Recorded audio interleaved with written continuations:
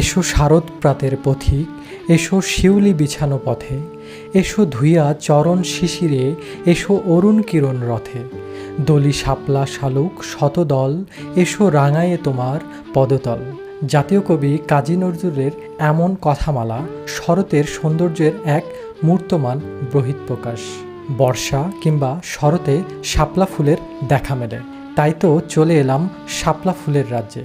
বগুড়া সদরের মাটিডালি থেকে পল্লীমঙ্গল হাটে এসে 2 কিলোমিটার আঁকাবাঁকা পথ পেরিয়ে আসতে পারেন বিখ্যাত এই নরুইল শাপলার বিলে।